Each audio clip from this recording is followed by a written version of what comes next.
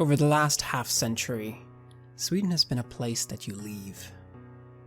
A fifth of the population will ultimately end up crossing the Atlantic for the promise of a better life in America. But the 1920s is the decade when Sweden finally becomes modern, when the country goes from being a poor and backward state on the outskirts of Europe to a modern and strong export nation. It manages to stay out of the Great War by, at least officially, remaining neutral, and enters this new decade mostly unscathed. Well, aside from the thousands who died in the Spanish flu, of course. Political upheaval is everywhere in Europe. The communist revolution in Russia and the fascist one in Italy means that the threat of society collapsing is ever present. And the government is constantly balancing between protecting companies and keeping the workers from revolting. Strikes are common, and the social democratic government has just had to step down in a vote of no confidence caused by a large labor dispute at Stripa mine. A liberal, Carl Gustav Ekman, is now prime minister. Stockholm in 1926 is a city that is rapidly expanding and changing. The exception are the slums around the old town that remain mostly the same, and in some ways worse. But elsewhere the signs of modernization and progress are clear. World culture is also spreading further and wider than ever. The American influence can be seen on movie posters advertising the latest Tom Mix Western, and jazz being played in the clubs. Everyone is dancing the Charleston. The theater scene, meanwhile, is heavily influenced by Weimar Berlin. Alcohol is heavily regulated, however, dampening the fun. But you can still get a drink, as long as it's ordered with a meal. It's the 1st of August, just before 5 p.m. in the afternoon. It's 17 degrees and a clear, nice Sunday. July has been dreadfully hot, with temperatures reaching as high as 30 degrees for a few days, so it's nice with a bit cooler winds. You have been invited to a meeting arranged by the Ancient Monument Society, by a man you both know, Professor Anton Cederblom. The meeting is about Bohuslän's bronze treasures, an upcoming exhibition at the National Museum. Unique finds are to be displayed, including a bronze figurine which has been given the name the Kingshaven Minotaur. You have further been invited to a lecture at the Academy of Fine Arts 1 week later, where Dr. Rutger Wrangel, who was one of the archaeologists behind the find, will speak. So, there you are, standing in front of the National Museum, Sweden's foremost art museum, and home of the Academy of Sciences. Fingal Emil Jung, who are you, and what do we see you doing? I am 68 years old, male, and I come from Notviken, a town in the north of Sweden. But I've been living in Gothenburg for the last 30 years at least, together with my, well, now ex-girlfriend, Lottie Dagerfeld. We never came to marry for some reason, but we were happy with that arrangement. And now I find myself infatuated with someone else, a archaeologist who is more than engaged in what we're going to see tonight. I'm wearing my rounded glasses and a little bow tie that I adjust a little bit nervously. It's funny, this falling in love with someone, and she's still in her 40s and I'm in my 60s. But our love for the old finds is something that we find extremely stimulating to discuss. I've been working as an antiquarian and an art collector and finder for a long time now, and it's a very rewarding work. There is always something new that is to be discovered among the old, so to speak.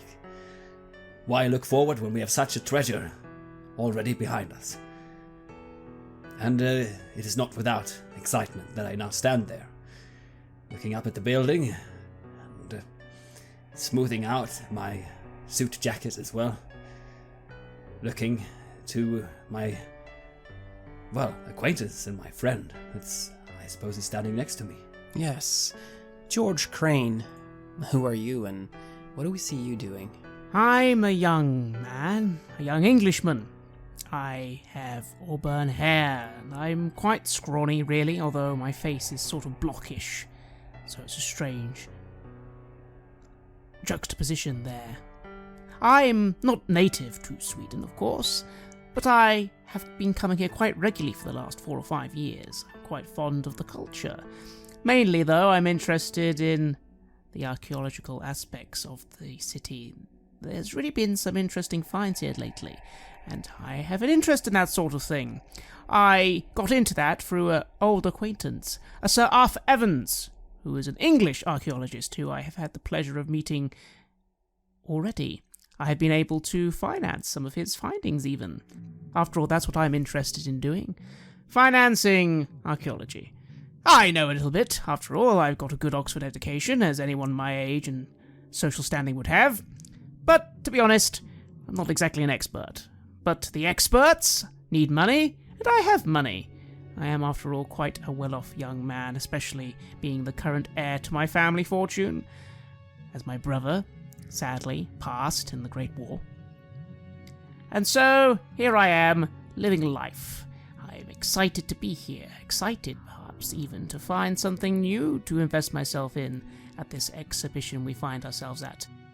I am familiar with Mr. Young. Not a great old friend, but I'd like to say that we have had similar interests in the last year or so, and so it turns out we are both attending this event today and decided to go together. And I am looking forward to it. I'm currently wearing a very fine English tailored suit with a nice warm coat and rubbing my hands together, looking quite excited. Even though it is quite hot, I do like wearing my coat. I like the pockets. The museum is this massive building. It's got a facade that's inspired by Italian Renaissance palaces. It's got high ceilings with large windows and mighty pillars. The building is antiquated, though. There's no electricity, and all light enters through the large arched windows. Until last year, there weren't even any toilets for the visitors. I remain outside for a moment and look to Mr. Young. Well, old man, what do you think? Going to be a complete waste of time, or will there be something actually interesting? I'm sure there will be plenty of interesting things to see. They wouldn't be pulling together such a crowd for nothing. But you know this. I know you're excited just as I am. Well, I am, but need to be careful. For all we know, it could just be a bunch of fakes. Did I tell you about the time that happened? It was somewhere in Liverpool, I believe. There was this antique dealer, and it had a whole bunch of Chinese plates, and every single one of them totally fake. Unbelievable. You see me frown a little, and looking at you with a stern look. Now, you must know that I hold Dr. Bernhardsson and Mr. Wrangel in the highest regard. They would not bring us here for fakes. Well, all right then, old man. I trust your word on it. Shall we go inside? I suppose we shall at that. You get inside. The ground floor houses exhibition halls with archaeological finds and the royal coin cabinets collections. In the column hall and the building's central axis, there are rune stones, sarcophagi, medieval altar cabinets, and burnt Notke's statue of St. George and the Dragon. Well, what do you think? It's quite a sight already, isn't it? I look around, for the moment more interested in the people. Anyone interesting here? Anyone famous? Well, you're supposed to be meeting with Professor Cederblom in the northwest hall on the ground floor in the library there. You see a few scattered people heading there now. Well, perhaps, Mr. Young, we should head to Mr. Cederblom. After all, we're here to see the main event. I don't really have any interest in these trinkets. I mean, I'm sure they're very interesting, but Professor Cederblom, you must remember, titles here are important. You get away with quite a bit being the foreigner, and I must commend you for your Swedish skills, but titles do play a matter here as well. I sort of give a playful roll of my eyes before nodding. Yes, of course, Mr. Young, Professor Cederblom. And thank you, I think my Swedish isn't too bad. I start walking towards this direction that we have been instructed and that people are going to. remind me, how did you come to speak Swedish and choose? Did you study, or is it? Well, I suppose it's been more of a hobby for the last 4 or 5 years. What can I say? There's a lot of investment opportunity over here in Stockholm, and you need to speak the language, don't you? I'm sure some of my idiosyncrasies don't quite come through, but I feel I know enough to speak to your average Joe. Well then, let us see if we can find something that will tickle those young nerves of yours, as well as mine. I am certainly hoping so. Come on, let's go. Oh, it's just a shame there's no drink anywhere. No offense, but this whole restriction on the alcohol, completely unnecessary. I, for one, think it's a good implementation. There's no reason to get overly intoxicated unless, of course, you're enjoying it with a good meal and a good company. And even so, it should be with a modesty that you imbibe such toxins, which I suppose it is, isn't it? I just let out a little sigh, thinking of a lovely bottle of scotch I have back at home. Yes, and you can, of course, still buy alcohol, but you have a special book that contains the ration that you're allowed to purchase. And depending on your standing in society and whether or not you're a known alcoholic, for example, the amount that you're allowed to buy does change. So yes, you are, of course, able to get a hold of alcohol, but it is strictly controlled. You are, of course, supposed to meet Professor Cederblom in the library. The regular collections here have temporarily been moved to make way for Bohuslän's bronze treasures. And on a sturdy oak table in the middle of the room are photos, excavation maps, and documents. Empty display cabinets and stands are waiting for the new items to arrive, and there's about 20 people who have gathered and are mingling and chatting here together with the professor, who's smiling happily and is shaking hands with everyone. Anton Cederblom is a tall and thin man in his 60s. He's wearing a tweed suit, looking the full part of a professor. He's lost the hair on the top of his head, and solid white sideburns adorn his elongated face. He has a sharp aquiline nose. Well, I look around quite excited, and I will start making my way to the professor. I am, of course, not rude about it. I'll wait until there's an opening for us to both go forward and introduce ourselves. Yes. And there are people here from the academic circles as well as the culturally interested middle class. There's even a young and well-dressed couple from the working class that is on site, and they're warmly received by Cederblom. He emphasizes how gratifying it is to see them both there, and that he wants to help spread the interest in archaeology wider. The young couple seem a bit bothered about all this extra attention, but Cederblom does not seem to notice. He does move up to the two of you. Welcome. I'm so happy you could make it. Mr. Crane, Mr. Jung? Professor Cederblom, it is nice to be in your company again. How are the preparations going? Oh, they're going excellent. I'm so excited that we will finally be able to show this. You know that these items they were found in 1909, but they have been in storage ever since. Can you believe it? I start speaking in Swedish, of course, as I say, "Oh, you don't say. That's rather unusual, isn't it? Why would that be?" The finds are a little bit, they're a little bit different from what we have normally found in the graves and such that we have dug up here in Sweden. They don't really quite match, so it's been very difficult to place them into any kind of exhibition. I mean, unless you can focus it fully on this one find. But we think we've found a way to work with this. I'll tell you more about it shortly. And he moves off to start shaking hands with some of the other people who've arrived. I look full of questions as he suddenly then departs and simply sigh again before looking to Mr. Young. It's a crime, isn't it, in a way? It's not been available, more public, earlier. I do say it's rather strange. I wonder if there was a reason for it. Perhaps they were unsure of the... Well, I suppose the relevance of it at the time, maybe, or not, I don't know. What do you think? I am very curious now, and I want to... I would have wanted to see these things for a long time now, especially with all the attention given by my good friend. Yes, and speaking of your good friend, Anna Bernhardsson is here, and she's here with her daughter, Elise. Anna is a slim woman in her mid-40s. She's got half-length blonde hair, green eyes, and sharp features. She wears a plain dress and has round glasses and a chain around her neck. For reading, as you know rather well, Fingal. Elise has short black hair and is wearing a short skirt, hat, and gloves.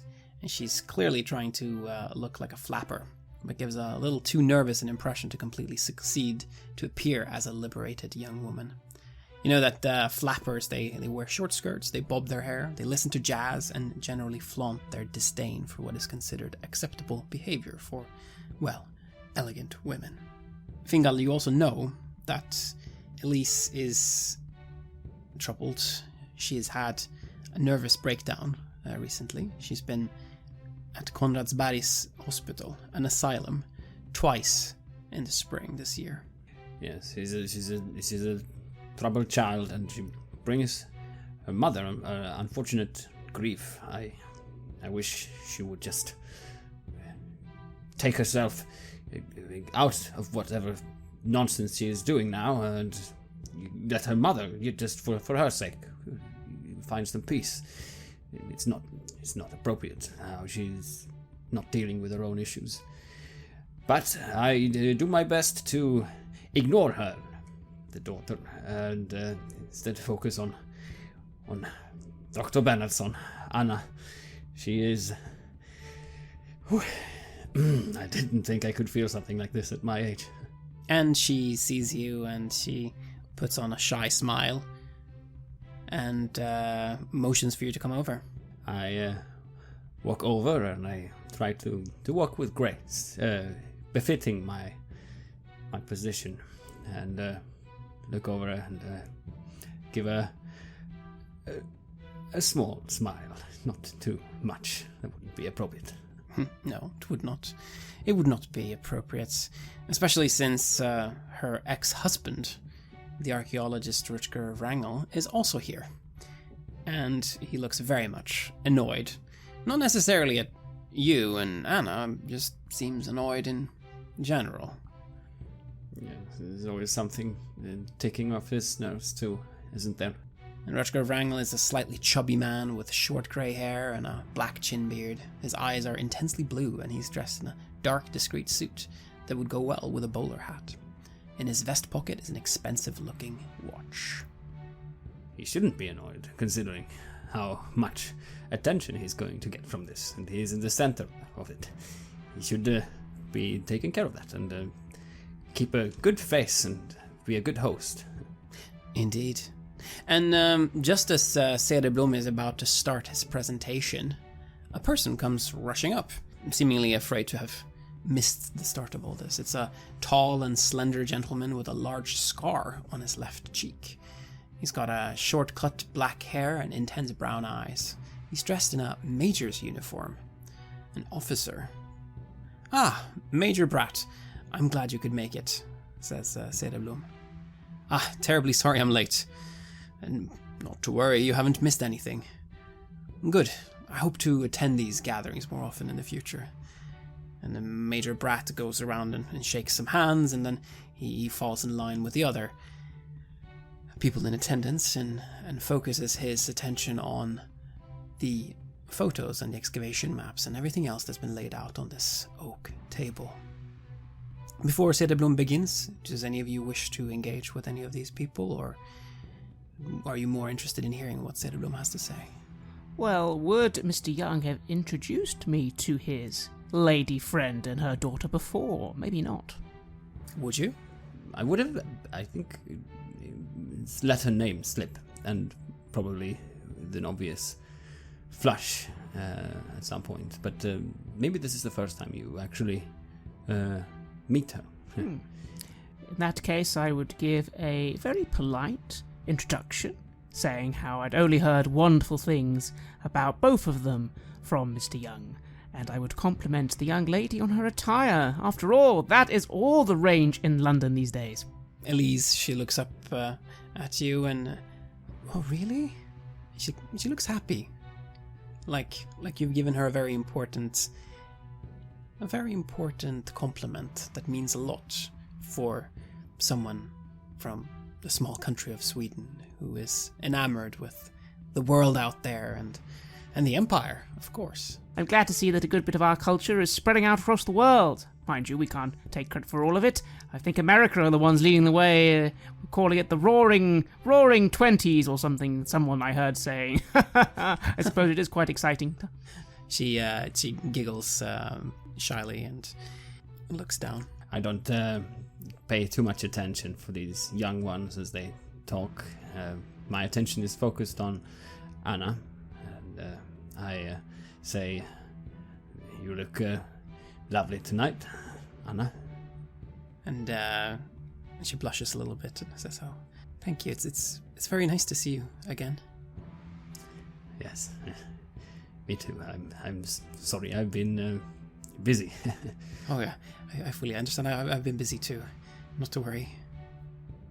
I know you have, and this is a big night for you as well. Are you quite? Are you feeling all right?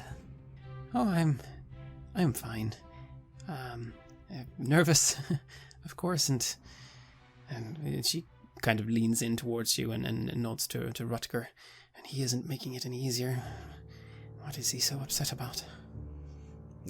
Yes, it seems it'll be steam out of his ears soon.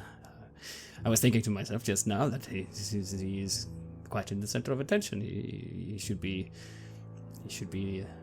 a host almost. He would be pleased that this is being revealed finally. No, he really should be. He really should be. I think he's about to start. And Cederblom has gathered everyone now around the table, and then he begins speaking. Welcome, everybody. So happy that so many of you are as excited as we are about this exhibition. Over the coming 2 weeks, we will be unpacking and displaying the objects here, getting ready for the official inauguration. Prince Eugene, who is a personal friend of mine, will be in attendance for the inauguration, and I hope that many of you can make it then as well. Well, some of you know the story of this find already, but for those who don't, well, time has passed. It was 1909 that the amateur archaeologist Leonard Sjöwall found the burial mound in Kingshaven. The name of the village, Kingshaven, is actually Kungsskär in Swedish, but we shall use this English name henceforth just to make it a little bit easier for pronunciation purposes. Well, Leonard Sjöwall, he alerted the authorities here in Stockholm, and myself, Wrangel, he nods to Rutger Wrangel, and Bernhardsson were dispatched to help out. Getting there almost killed us, let me tell you. We were driving on a cliffside road heading to the dig site when, what do you know, the road suddenly came to an abrupt and unexpected end. If Dr. Bernhardsson hadn't grabbed a hold of the wheel then and saved all of our lives, there wouldn't be an exhibition, would there? And to this, the audience laughs politely. And the townsfolk weren't cooperative either, were they? He smiles at Bernhardsson and Wrangel, who both put on sort of forced smiles. I lean in towards Anna as he talks. I say, I didn't realize it was quite that bad. Surely he's exaggerating a little bit. Huh? Only a little bit. Now, for a long time, the excavation's findings were perceived as difficult to make fit into any narrative about the Swedish Bronze Age. They're so different from other finds from that time. Among other things, a small gold medallion was found with linear A font. Not something we've seen before in the region. It remained a mystery for more than a decade. I mean, we can't very well exhibit things without being able to explain where they come from, can we? But in the light of the continued excavations of the Minoan culture by Sir Arthur Evans, we think we might have found an answer. We've borrowed objects from the excavations on Knossos in Crete as comparisons, and lo and behold, they are very similar.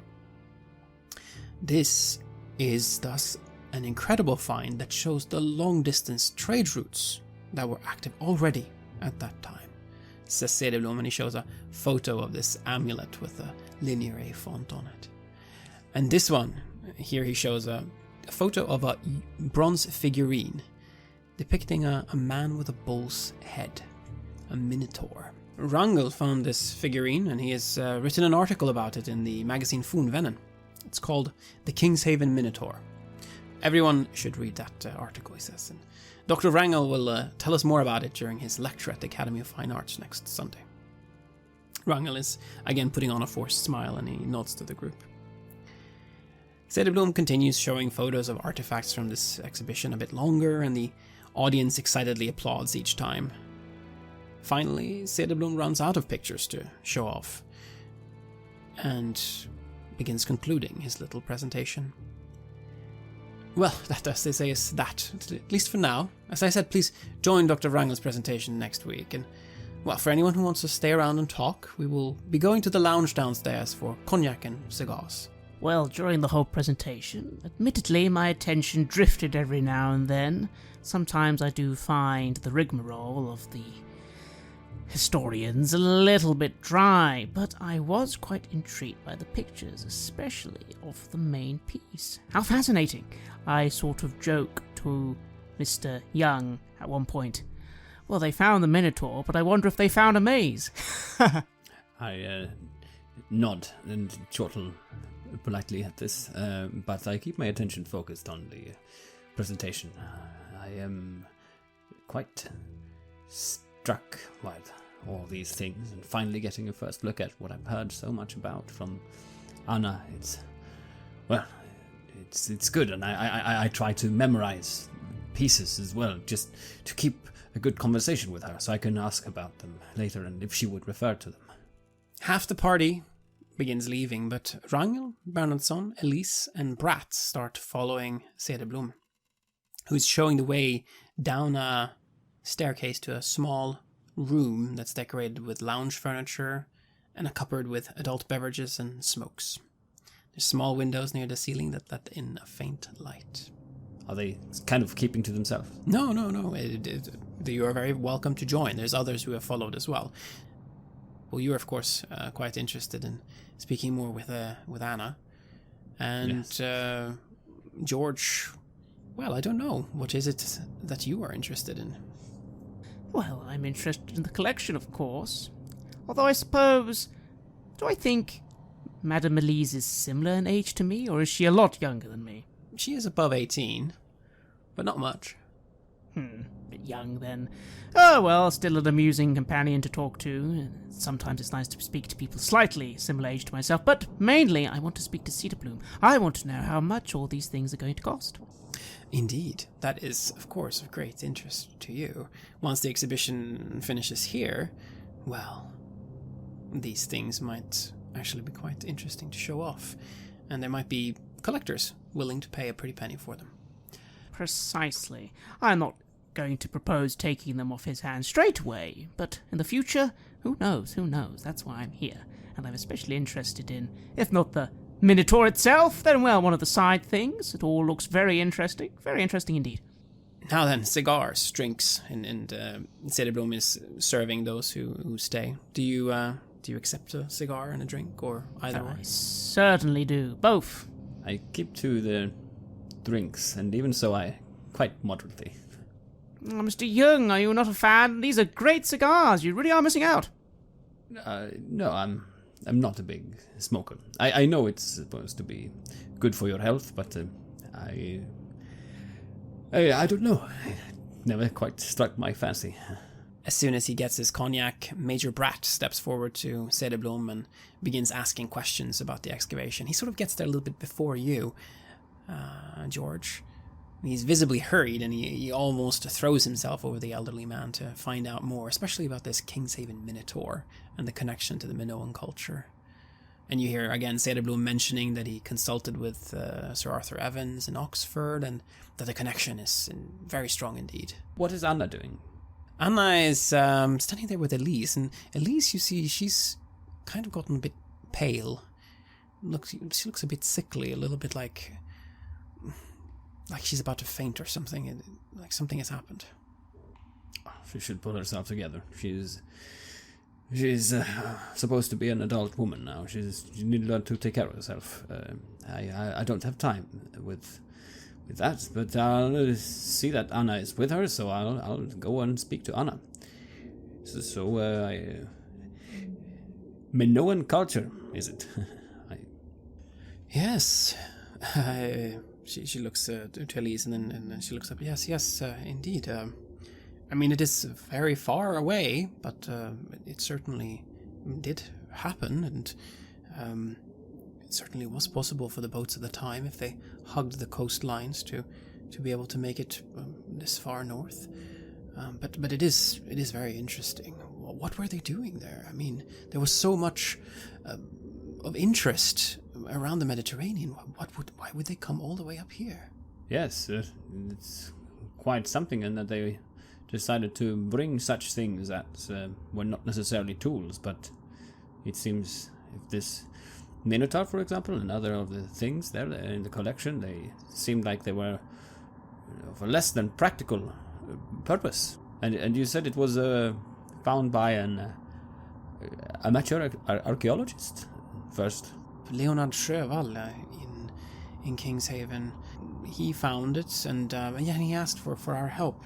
Many reasons for that. I mean, of course, it's a significant find, but also we understood that it wasn't so easy for Leonard to work there by himself. The villagers weren't. There's a lot of trouble as we were getting these items. Trouble? From what happened? I didn't know it was quite so dramatic as it was described now tonight by, the Professor Cederblom. I've tried to not think so much about it, but Cederblom mentioning it did bring it all back. She sort of leans into you closer. I've never been through anything like that. The whole village, they turned on us. It was led by their priest, one of those free churches, evangelicals. The excavation was sabotaged. The workers who'd come with us from Uddevalla were threatened, some even beat up. Had to get police officers stationed to protect the grave during the winter. But when we came back, next spring, the grave had been looted, and the constables were gone. Nothing of interest left. Only these items that we were able to salvage before. I'm not used to seeing her like this. She's upset reliving this, and probably also because of her daughter, because Elise is not pulling herself together. It's having a negative effect on Anna as well. It makes me frustrated because I'm not used to helping people who are in a tough emotional state. So I nervously sip my drink, and I'm trying to lead the conversation towards the more practical and to the finds rather than the strange behavior of these villagers. I feel a tingle down my spine as he mentioned all this. Oh, I can't help but feel responsible for the disappearance of those men. But perhaps I should just go back to doing what I have been doing up until now and just not try to think so much about it there. It's a long time ago, and Yes, probably best to leave that be and consider the luck we've had with the finds that we have. These are still significant. And, perhaps, who knows, the other things will show up in time. I look over at George as he is seems quite engaged himself in what is he doing. I've gone over to very, almost impolitely, insert myself in the conversation the professor is having with this major. Yes, and the major just keeps on asking the professor question after question. He's really seems very, very interested in this Minotaur. It's all about the Minotaur. Whenever Cederblom tries to go into anything else, it always comes back to the Minotaur. Something you notice. I say, Major, you seem very interested in the centerpiece, but surely there's some value to be had in the other pieces as well, no? Oh, of course, yes. It is, of course, all of great historical interest. And I must again give compliments to the professor and to and to Dr. Wrangel and Dr. Bernhardsson for having brought these wonderful finds to our attention. I think the story that we can tell through this, it's going to change. It's going to change a lot of things, I think, he says. Speaking of which, he looks to a pocket watch he has. Yes, duty calls. He begins excusing himself. You raise an eyebrow a little. What can I say, Professor? I am most looking forward to the official unveiling. Most looking forward indeed. I'm sure you recall that I'm an associate of Sir Arthur Evans, yes? Of course. We really wouldn't be able to do this exhibition without Sir Evans' kind support and the fact that he has lent us these complimentary items from Crete. It is because of this that we can even show these items. Of course, he is very happy to help. But I'm here, of course, just to make sure that later on, maybe the favor can be returned. I would love at some point for the exhibition, maybe to make a little trip to London.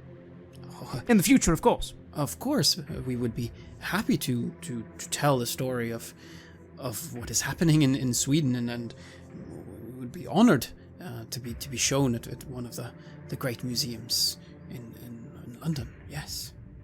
Wonderful. Who knows, maybe even a collector or two can invest in the collection, maybe secure for themselves a permanent residence, for one of the items at least, although I must say, that Minotaur, how much do you think it could possibly be worth? Oh, well, the story that it tells is priceless, of course, but, well, in the right hands? I'm not much of an appraiser, really, but it's significant. Significant, especially with the story of where it was found. It's unique. So where exactly did you find it? It was just there in this little village? What, they had it in a little storehouse? Or you did an excavation in an old church or something? Well, the grave mound was found right outside of Kingshaven. 8 meters high and 32 meters in diameter. It was massive, really. Obviously covered by vegetation at this point and difficult to tell apart from your average hill. Close to the grave were rock carvings depicting a battle. 2 groups of men armed with swords and clubs fighting each other, with some chariots engaged in the battle as well. One group on this rock carving was led by a large man with a bull's head, and the other side were normal men, although some of them had vaguely fish-like features, fins and the like. Might depict some mythological battle, perhaps. When Leonard had dug in the hill, he had discovered that there was something large inside of the mound, a stone chamber shaped by blocks of granite. That is when he got a hold of us. When we got inside, we saw that the interior of the grave mound contained raised stones, roughly set in the shape of a 5-pointed star surrounding an inner chamber built by blocks of granite. Crane, while you're no expert on archaeology, you do know that this is a rather unique design, especially for Sweden. You can't actually think of anything similar to this. Inside the inner chamber, on the floor, was a large block, almost 3 meters long, upon which a being looking like a fish and a man had been portrayed. On that being was laid this figurine, the Kingshaven Minotaur. People were drawn bowing in supplication to this being, with more of the stars drawn around them all. We were never able to check what was underneath that large block, but when we returned next year we saw that the vandals who had broken up the floor had unearthed another chamber underneath. Not particularly deep, but also covered in these star patterns. It may have been that that's where the actual grave was. We will have to hope that whatever was found there surfaces one day. Much could be learned from that, much that would help us to truly understand what was buried in Kingshaven.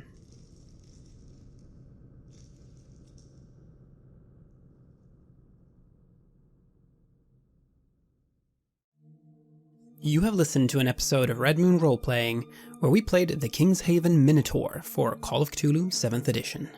This adventure was written by our friends Gunilla, Jonsson and Petersen for the Swedish edition of Call of Cthulhu that is published by the fantastic folks at Eloso Publishing. The music is from the Cthulhu, Nyarlathotep, Yog-Sothoth, Shub-Niggurath and Asatoth compilations by our friends at Chaosium. Check them out at cryochamber.bandcamp.com or their YouTube channel for more game music for your table. We've also used the official soundtrack for the Swedish version of Call of Cthulhu, composed by none other than our friend Andreas Lundström from Sweden Rolls. We would like to give massive thanks to our champions of the Red Moon, Martin Heuschober, Nastasia Raulerson, Simon Cooper, David, Julia and David Hagberg for their generous support. And we would of course also like to thank all of our other patrons. Without your support, the show would not be possible. If you want to support our work, please check us out on Patreon. You can get access to bonus campaigns for Cult of Infinity Lost and Coriolis there, as well as get early and raw access to all of our recordings. You can also hear your name read on the show as a champion of the Red Moon, as well as play Cult with us. Most importantly, that support is what keeps the show going, so do check us out there. And remember, that is not dead which can eternal lie, and with strange eons, even death may die.